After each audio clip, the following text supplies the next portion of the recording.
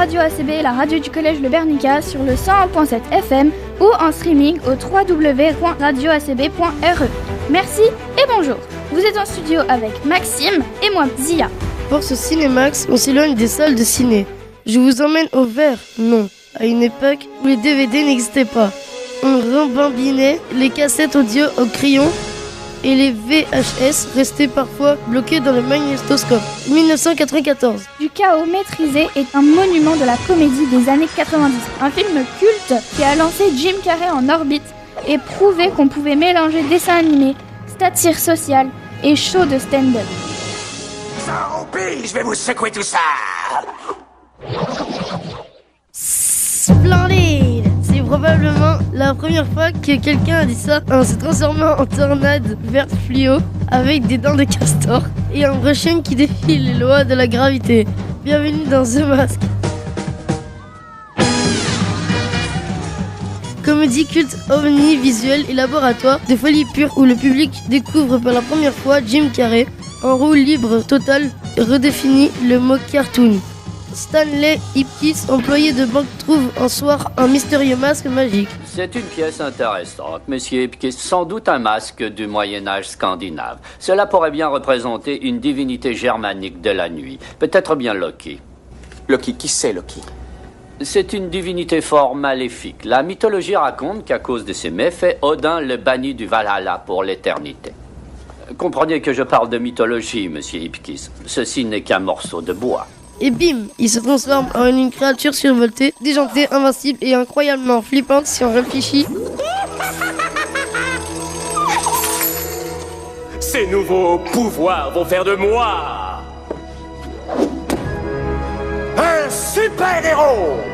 Et je vais devenir le protecteur des innocents, le défenseur de la paix mondiale.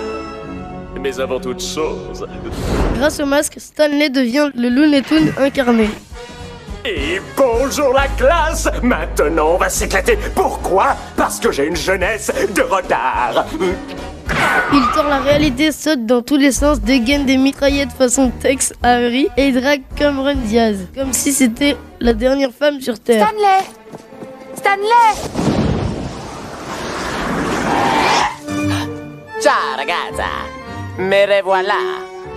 Je suis venu te dire que tu me plais, que je vais te chanter una canzone d'amore, oh sole mio. C'était son premier rôle et spoiler, elle crève l'écran. Miss Tina Carlyle.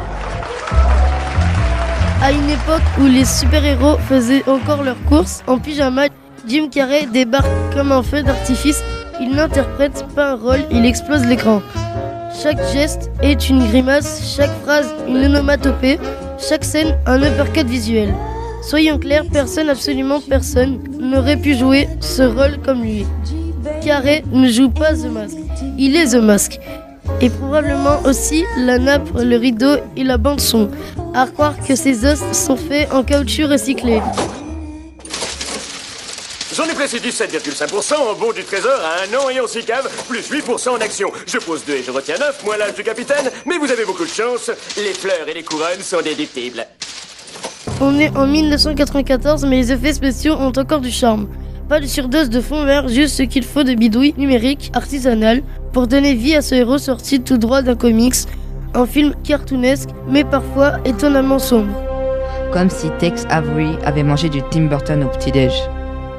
En réalité, c'est une adaptation des comics de Dark Horse. C'est aussi cette maison d'édition qui publie The Umbrella Academy, adaptée pour Netflix en 2019.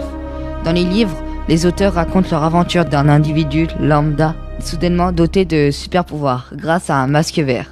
Les BD font apparaître des héros de l'univers DC Comics comme Joker ou encore Batman, aux côtés de The Mask. Sous les grimaces et les bastons dignes d'un épisode de Tom and Jerry, The Mask glisse un petit mot sur l'identité, la frustration, le pouvoir. Est-ce qu'on devient quand plus rien ne nous arrête? C'est moi qui interviens. Ici, c'est moi qui fais la loi. C'est clair? Stanley, c'est nous, face à un monde qui ne nous remarque pas. Et le masque? Ceci n'est qu'un morceau de bois. Et votre bouquin?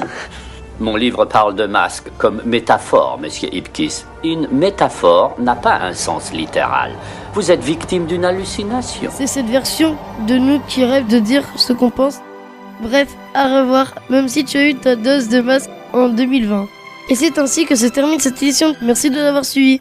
Pour réaliser ce Cinémax, nous avons utilisé Wikipédia, Vanity Fair et Télérama. Merci à Zia pour l'introduction, à Maxime à la présentation, à l'instant c'est Rip Kangaroo qui vous salue et vous dit à plus.